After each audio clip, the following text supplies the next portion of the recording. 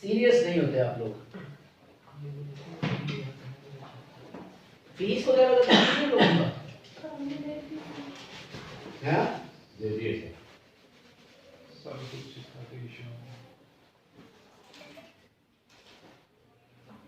आप लोगों ने यकीनन प्रेसिस की होंगी।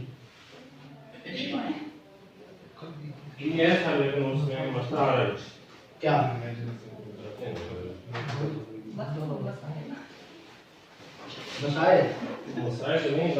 चैलेंजेस को फेस करना जो है वो वही तो असल टेक्निक होती है। एनीवेज अभी प्रेसिंग कहते हैं। अभी मुझे ऐसे का वो पढ़ा आपने बस हार्ड फॉर्म में पढ़ी हुई कोई। हाँ, किसी के पास हार्ड कॉपी होती थी उसकी।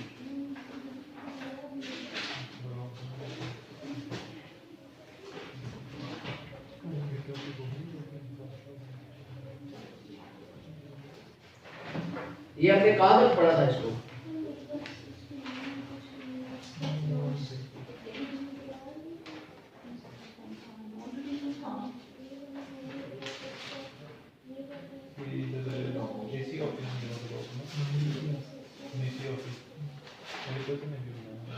जी बेटा आपने कहा कंट्रोवर्शियल कॉन्सेप्ट तक पढ़ लिया था ना? Globalization as a tool for prosperity and peace. Excuse me, globalization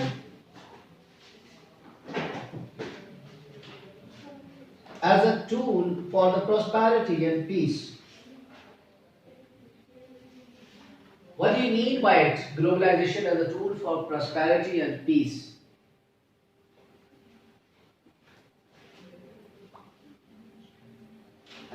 As you know that अभी इसको बंद कर दें, सुन लें पहले बात।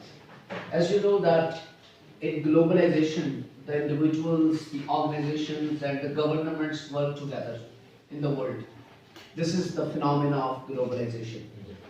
Whenever we talk about the peace and prosperity of the world, there are different organizations working for peace and working for prosperity. Particularly United Nations, European Union, your regional organizations like SAARC, like SCO, like ASEAN, like OIC. These are the organizations which are working for the peace and the prosperity of the world.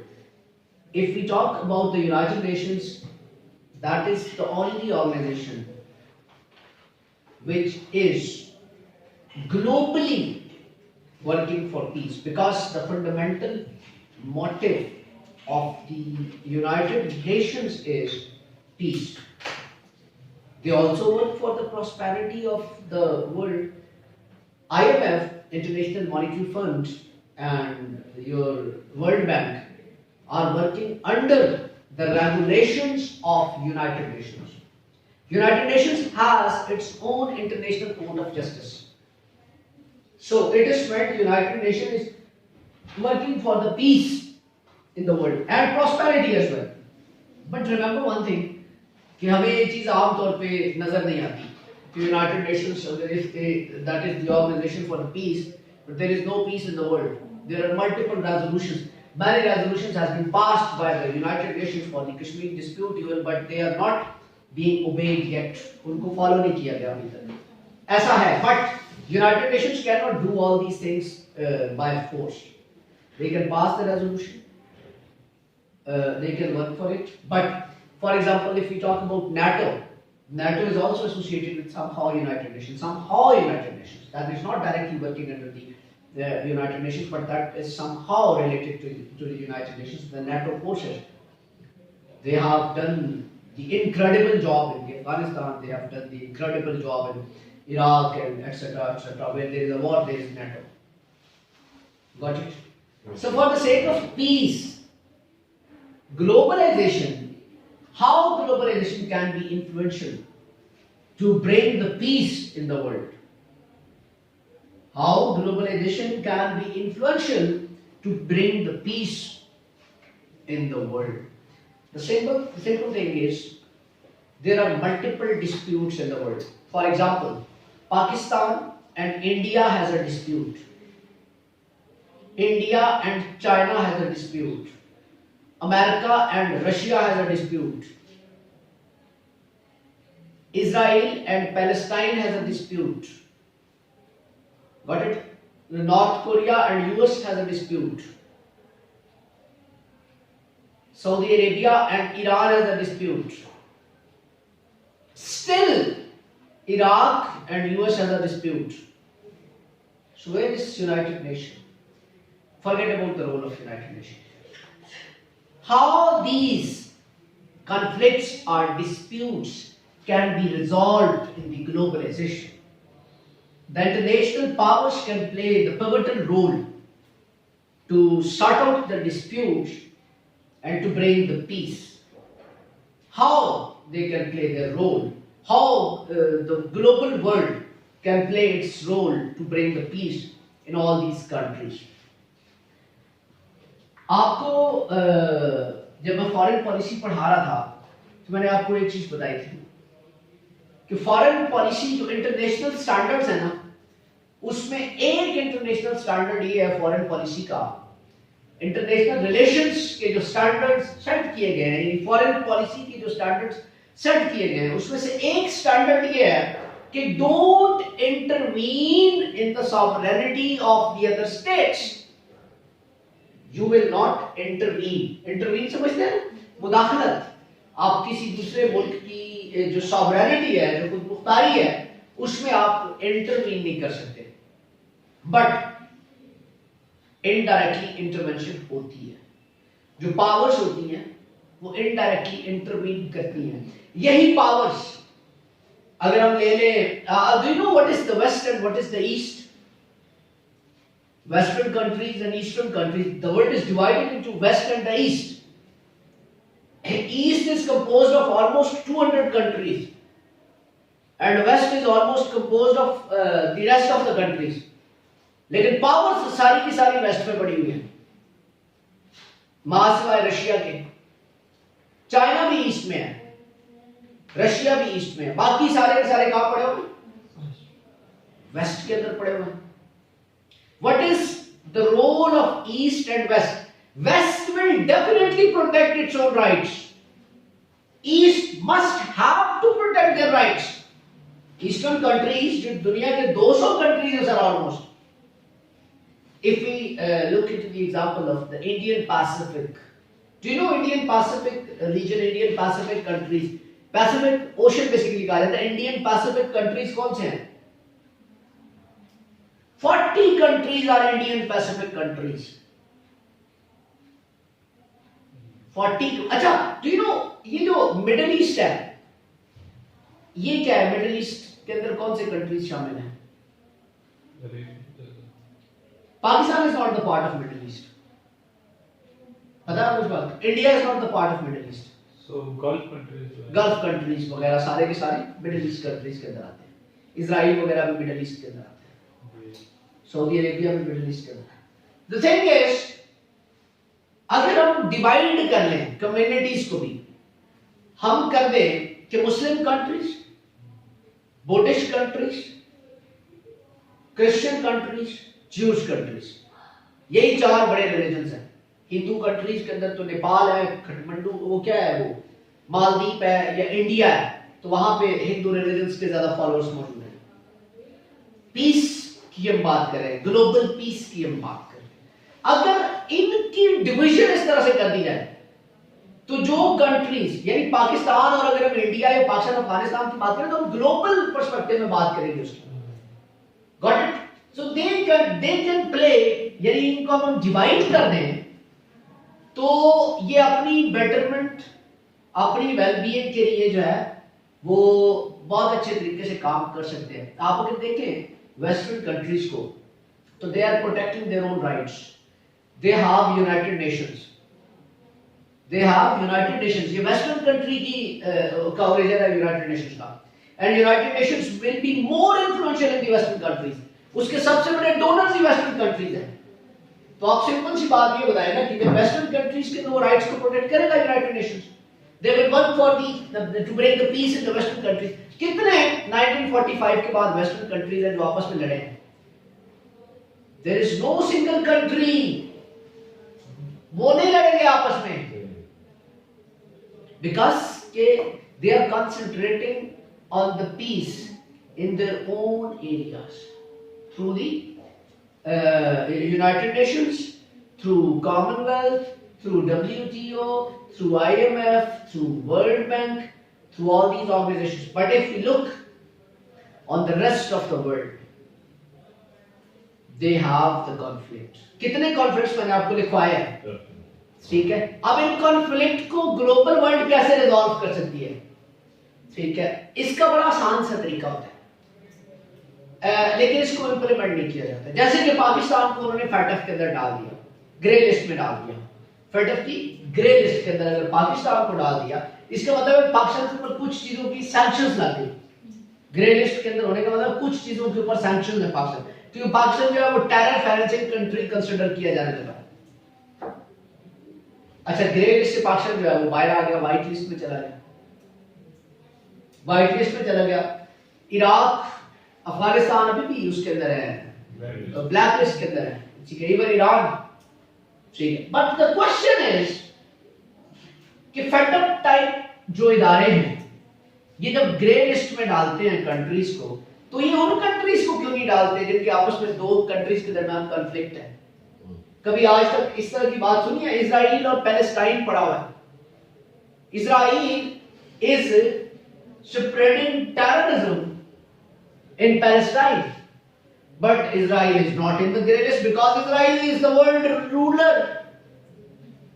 If global world want to bring peace in the world, they need to work on the equal basis to resolve the disputes through ideology or through coercion.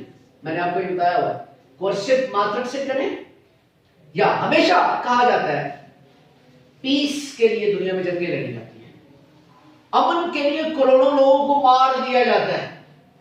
तो अमन तो कहीं नहीं आता, लेकिन कम से कम piece, जो disputes है इनको तो रिड्यूस करें ना। पाकिस्तान और इंडिया क्यों डिस्प्यूटेड कंट्री है? Do you know why? Do you know the concept of patriotism? Do you know what is patriotism? क्या होता है पैट्रियटिज्म बेटा? पैट्रियटिज्म उर्दू में क्या कहते हैं इसको? हुब्बुल वतनी, गुड वर्ड। हाँ जी, मतलब होता क्या है हुब्बुल वतनी? क्या होता है? वतन से मोहब्बत। वतन से मोहब्बत क्या होती है? अपने कंट्री को सारे कंट्रीज पे प्रेफर समझना, अपने कंट्रीज को सारे कंट्रीज से प्रेफर समझना। वतन से मोहब्बत आता है कि कल्चर से मोहब्बत। बेसिकली इसमें आ जाता है हमारा कल्चर, एक लेट्स सपोज सारे लोग एक जैसे हैं, बिल्कुल उनका कल्चर सेम है।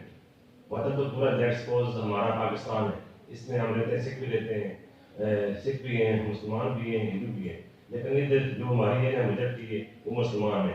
तो इस बारे में हमारा कल्चर सेम ही मुसलमानों का, इसलिए हम अपने वतन से मोहब्बत करते हैं।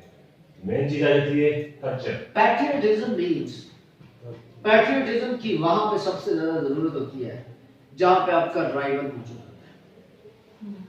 Patriotism is directly associated with your rival.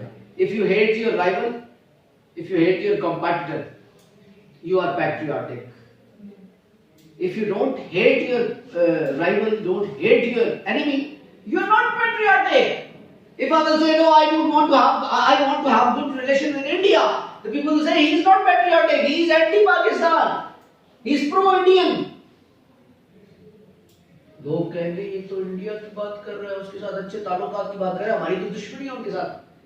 किसी ने बड़े खूबसूरत बात लिखी थी किसी फिलोसोफर ने, उसने पता क्या कहा था? उसने कहा था कि पैट्रियटिज्म का सबसे बड़ा नुकसान हमेशा आम पब्लिक होता है। याद रखिएगा, सारी चीजों की विक्टिम कॉमन पब्लिक होती है।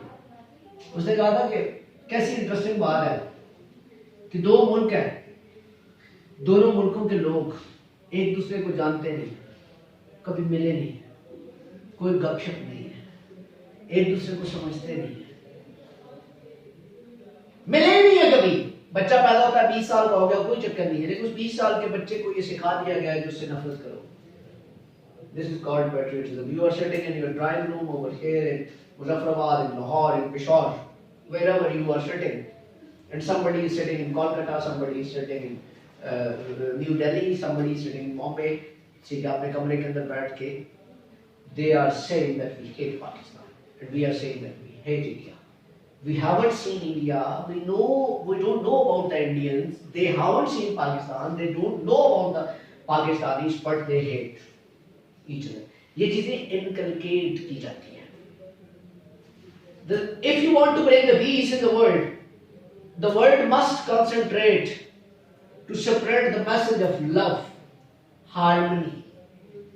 Love and harmony, हमाहंगी का पैगाम देना जरूरी है, प्यार का पैगाम देना जरूरी है. But we used to spread the message of hate. हम hate को spread करते हैं और उसी के ऊपर तो हमारी कंपनियां चलती हैं. सर ये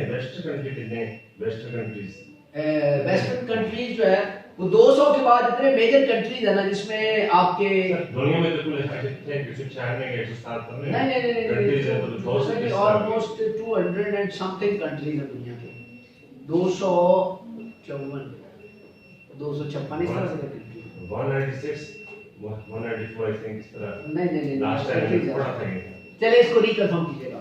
ईस्टर्न कंट्रीज बहुत ज्यादा है, वेस्टर्न बहुत थोड़े कंट्रीज, चॉकलेट कंट्रीज. इसमें आपने कहा कि हम 20 का सकते डेवलप, तो 20 पर कैसे होगा, 20 पर डेवलप होगा? मैं आपको बता वहां पे वेस्टर्न कंट्रीज है, ईस्टर्न कंट्रीज है. हां, तो हिंदी दरमियान कैसे? मैं वही चीज उसी पे आ रहा हूं ना. पीस कैसे बिल्ड अप हो सकता है in the world. We are talking about the globalization. We are talking about the global world, and we are saying that in globalization, the ultimate objective of globalization is to bring the peace and the prosperity. That globalization is a tool for the peace and the prosperity in the world. Because when there is globalization, there is huge trade in the world,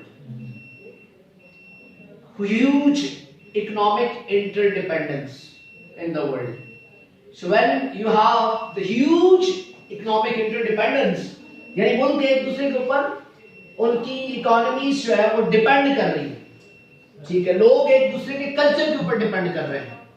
ठीक है, तो वहां पे इस चीज की जरूरत है कि जो डिपेंडेंट कंट्रीज हैं उनके बीच में जो कॉन्फ्लिक्ट, गौर से सुनिएगा, global world powers, dependent countries कौन से हैं? पाकिस्तान और इंडिया डिपेंडेंट कंट्रीज हैं. अच्छा, इंटरेस्टिंगली डिस्प्यूट भी जो आमतौर पे पाए जाते हैं ना वो मिडिल क्लास कंट्रीज के अंदर या लोअर क्लास कंट्रीज के अंदर ज्यादा पाए जाते हैं. मैंने आपको बताया था ना, core states, periphery states, semi periphery states, जो दरमियाने दर्जे के कंट्रीज होते हैं ना उनके दरमियान कॉन्फ्लिक्ट्स ज्यादा पाए जाते हैं. समझ आइए? तो पाकिस्तान और India if they are dependent, ठीक है, फॉर एग्जांपल अगर Palestine is dependent country, Israel is again directly connected with the USA, और अगर हम दूसरी बात करें सऊदी अरेबिया की, they are also depending on US in many things. चाहे उनके पास तेल है, पैसा है, उनके पास विजन ही नहीं है. They are depending on US. वो मैंने तो ये सुना है कि खाना काबा का इमाम तक जो है यूएस की मर्जी से जो है वो लगाया जाता है. आपको मैं एक इंटरेस्टिंग इंफॉर्मेशन दूं, यूएस की मर्जी के बगैर खाना काबा का इमाम नहीं होता. और एक और चीज बताऊं, खुतबा नहीं होता आज पे, that is also dictated. Dictated means बनाया जाता है, भेजा जाता है, अप्रूव होता है, फिर दिया जाता है. आपको पता है इसका, ये you are living in globalization. ठीक है ना? तो इस तरह से जो पावरफुल कंट्रीज हैं वो, जब आप जो कंट्रीज डिस्प्यूटेड हैं उनसे कहेंगे रिजॉल्व योर कॉन्फ्लिक्ट्स. भाई कॉन्फ्लिक्ट्स रिजॉल्व करोगे तो इकोनॉमी जो है वो दुनिया की बेहतर होगी. लेकिन इंटरेस्टिंग चीज ये है कि पावरफुल कंट्रीज ने अपने वेपन्स को भी तो बेचना है.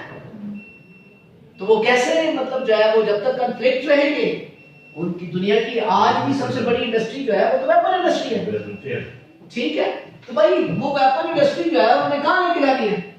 डिस्प्यूट नहीं होगा. सिविलाइज्ड कंट्रीज तो डिस्प्यूटेड नहीं होते. वो जापान बड़ा जल्दी समझ गया था, उसको समझ आ गई थी कि if I want to compete US, तो I cannot fight with them. I should do something different. तो उनसे पूछा गया, उनके किसी इस मिनिस्टर से, जापानी मिनिस्टर से, कि भाई इंडिया, अमेरिका ने तुम्हारे साथ ये किया कि 2 शहर ही बर्बाद कर दिए, और आप जो है वो आपने क्या किया? आप तो बिल्कुल बुझते रहे. उसने कहा we are not coward, go to the White House, और वहां पे देखो जो घड़ी लगी हुई होगी ना जिसपे वो टाइम देखते हैं, उसमें लिखा होगा made in Japan. This is our success, this is our success. Got it? तो जो ग्लोबल वर्ल्ड है, जो पावरफुल कंट्रीज है, वो पीस के लिए काम कर सकते हैं। ग्लोबलाइजेशन के अंदर क्या इकोनॉमीज इंटरडिपेंडेंट है, पूरी दुनिया की इकोनॉमीज इंटरडिपेंडेंट है। आपको एक इंटरेस्टिंग बात बताऊं, आपने अक्सर सुना होगा चाइना और अमेरिका का बड़ा कॉन्फ्लिक्ट है। चाइना और अमेरिका बहुत बड़े ट्रेड पार्टनर्स भी हैं, कॉन्फ्लिक्ट उनका होगा।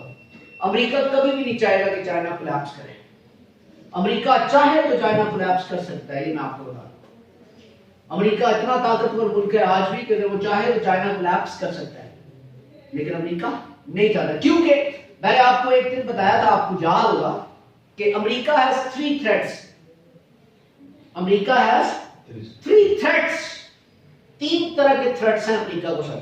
The first threat is war threat from Russia, the second threat is economic threat from China, and the third threat is cultural threat from the Muslims. आपको अंदाजा ही नहीं है कि मुसलमानों का कल्चर कितना रिच है। They have a threat of the Muslim culture. Got it? ये 3 थ्रेट है। इसके बावजूद they are the biggest traders, America and China. Such countries can be quite expedient, advantageous, ठीक है, जो अपना रोल प्ले कर सकती हैं ग्लोबलाइजेशन के पर्सपेक्टिव में दुनिया में पीस के लिए, जो दुनिया के अंदर मुख्तलिफ जो डिस्प्यूट्स एग्जिस्ट करते हैं उनको रिजॉल्व करने के लिए, और जो डिस्प्यूट्स को रिजॉल्व करने में अपना रोल प्ले नहीं करता, जो उसका साथ नहीं देता, उसके ऊपर सैंक्शंस लगाए ना, उनको ग्रे लिस्ट में डाले ना। If they talk about the Israel and the Palestine issue और the Pakistan and the Indian issue, ये बहुत बड़े इशू है दुनिया के, ये 2 बहुत बड़े इशू हैं।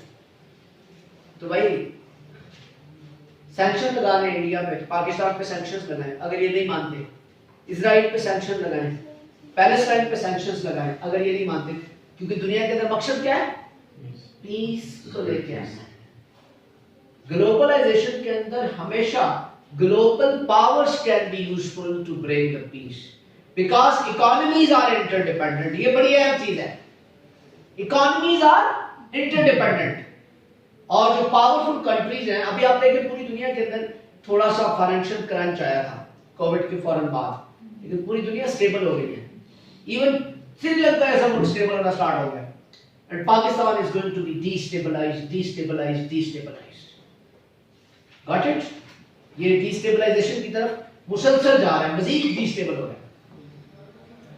सो as far as the peace is concerned, तो this is possible through the proper global policies, ठीक है। The role of United Nations, the role of the regional organisations, the role of WTO, World Trade Organisation, the role of European Union, the role of Commonwealth, ठीक है, वो दुनिया के अंदर piece में सबसे अहम किरदार अदा कर सकते हैं। ग्लोबलाइजेशन के अंदर peace can be brought through the sports as well.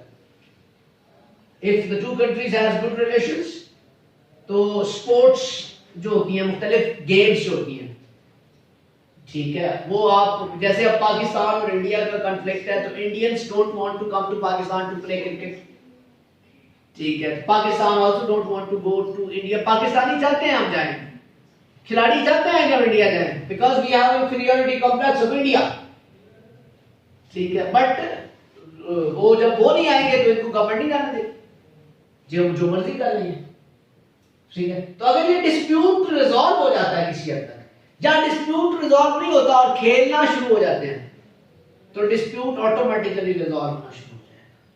Pakistan के अंदर सिर्फ 2 ममालिक ऐसे हैं सर, पाकिस्तान के अंदर जो AGC जो डिग्रीज वेरीफाई करती है, सिर्फ 2 ममालिक ऐसे हैं जिनकी डिग्रीज जो है वो एक्सेप्टेबल नहीं है पाकिस्तान के अंदर। Do you no? Israel and India.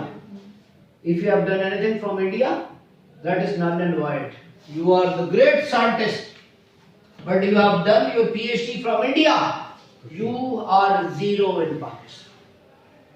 So if they have good relations, Pakistani students can go to India, Indian students can come to Pakistan. Peace. Pakistani players can go to India, Indian players can come to Pakistan. Pakistani entertainers can go to India and Indian entertainers can come to Pakistan. ठीक है, और अगर यही चीज शुरू हो जाए तो आस्ता आस्ता पीस आना शुरू हो जाएगा रीजन के अंदर. Got it? और इसमें global world can play its pivotal role. If ICC नहीं, अब वो बीच में आते हैं, क्रिकेटर भी आते थे. ठीक है, अगर आईसीसी इंटरनेशनल क्रिकेट का जो वो है काउंसिल है, वो एक इंटरनेशनल बॉडी है ना सर, वो ग्लोबलाइजेशन के अंदर वो सारे मुल्कों को देख रही है. तो वही अगर इस तरह का प्लान पॉलिसी दे के अगर भाई ये नहीं खेलते तो इन दोनों को फारिग कर दो, क्रिकेट के फॉरम से ही निकाल दो इनको, और अगर वो खेलना शुरू कर दें और मतलब कॉरेस्पॉन्डेंस बाकायदा शुरू हो जाए तो इन दोनों स्टेट्स के अंदर किसी हद तक पीस आना शुरू हो जाएगा. पीस कब आएगा? फिर इसमें क्या होगा? कल्चरल जो नॉर्म्स और वैल्यूज हैं वो एक दूसरे की समझ में आएंगी, लोग एक दूसरे से मिलेंगे. ठीक है, एक दूसरे की बात करेंगे, कहेंगे कि ये देखो खेल तो रहे हैं, अच्छी बात है, इट्स अ गुड साइन. दुनिया के अंदर एक पॉजिटिव जेस्चर जाएगा. ठीक है, पीस के हवाले से दोनों राइवल्स आते जाते हैं, नो प्रॉब्लम एट ऑल. ठीक है, but it's not so easy. It's not so easy. India is a power, आपको पता है इस बात का? India is a power that has the population of more than 1.5 billion, more than 1.4 billion. 1 अरब 40 करोड़ आबादी है तकरीबन इंडिया की, ऊपर नीचे. बहुत बड़ी जो है वो इंटरनेशनल मार्केट है इंडिया. ठीक है, तो पीस के लिए सर ये आईसीसी टाइप इदारे बड़ा काम कर सकते हैं. मैं आपको एक आइडिया दे रहा हूं कि इन दोनों ममालिक के कॉन्फ्लिक्ट्स को रिजॉल्व करने के लिए यूनाइटेड नेशन बड़ा अहम किरदार अदा कर सकता है. इनके ऊपर सैंक्शन लगा देंगे नहीं मानते तो, बट वहां देखा ही जाएगा कि ग्लोबलाइजेशन के अंदर भी यूनाइटेड नेशन का क्या इंटरेस्ट है कि इन दोनों ममालिक के अंदर पीस आए. Got it? Second thing is prosperity. दुनिया के अंदर प्रॉस्पेरिटी कैसे आ सकती है? अच्छा नहीं, पाकिस्तान के अंदर प्रॉस्पेरिटी कैसे आ सकती है, फिर हम दुनिया की प्रॉस्पेरिटी की बात करेंगे. How can we bring prosperity in Pakistan? Sir यहाँ पे हम आपने एक्सपोर्ट बढ़ाए, एक्सपोर्ट्स बढ़ाए, प्रॉस्पेरिटी पहले तो पॉलिटिकल स्टेबिलिटी है. Political stability. गुड, पहली बात पॉलिटिकल स्टेबिलिटी. अगली चीज फॉरेन कैपिटल आएगा, फॉरेन डायरेक्ट इन्वेस्टमेंट. ठीक हो गया. इसके अलावा उसके बाद हमारे फॉरेन पॉलिसी बदल गई, फॉरेन पॉलिसी बेहतर करें. ठीक है, इंडस्ट्रियल शिफ्ट आया पाकिस्तान में, industrial foreign direct investment, industries, manufacturing plants. ठीक है, concentrate on the agricultural products. ठीक है, information technology to increase the imports actually. ठीक है, it will create the employments in the countries, provide the better opportunities for the businesses in Pakistan. Got it ना?